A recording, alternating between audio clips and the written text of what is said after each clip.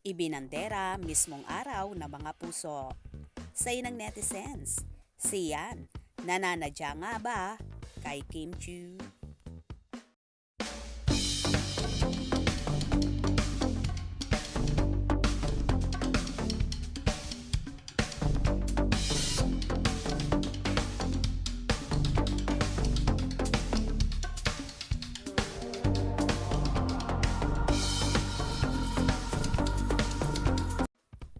Trending ang picture ni Sian Lim kung saan nakangiti siya habang nakakbay kay Iris Lee na isang film producer.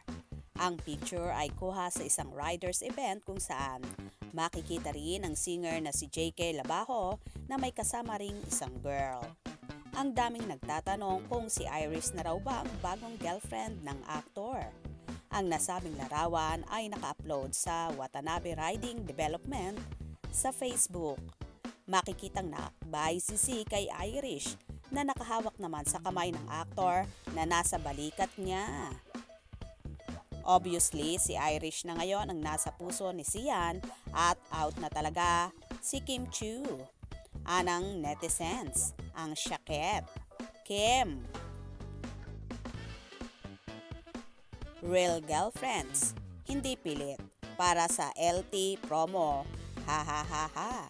The girl ata is a producer of Sian's movie before with Kylie.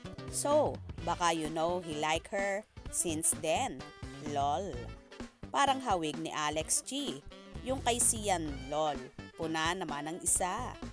The new girlfriend of Sian comes from a well-off family. At educated din si girl. Kim is prettier though. Same. Wavelength si Sian at ang girlfriend. I think ganyan talagang type ni Sian. Someone who can talk to sensibly. Kung hand placement ni girl sa hand ni Sian ang titingnan, mukhang matagal na sila. Say naman ng mga supporters ni Kim, di kawalan si Sian. Buti na lang, inilayo siya ni Lord Jan. Dami pang iba. Oh, kaka-break pa lang may new girlfriend na agad. Or matagal na sila.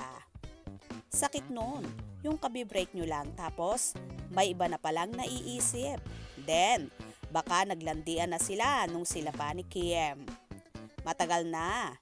Yang si Sian at Viva producer, ngayon lang nakalabas in public. Literal talaga na quick transition from Chiu to Lee. Ito pala yung matagal nang naliling kay Sian. Ngayon, unti-unti nang lumalabas. Ang masakit, bakit itinaon pa ang pag-post ng picture ni Sian at Irish sa araw ng mga puso? Ouch naman, yun kay Kim.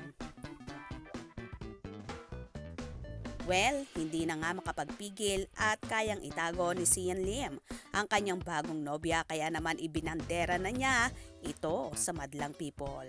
Okay lang yan, makakatagpo rin si Chinita Princess ng taong mas higit pa kay Sian Lim.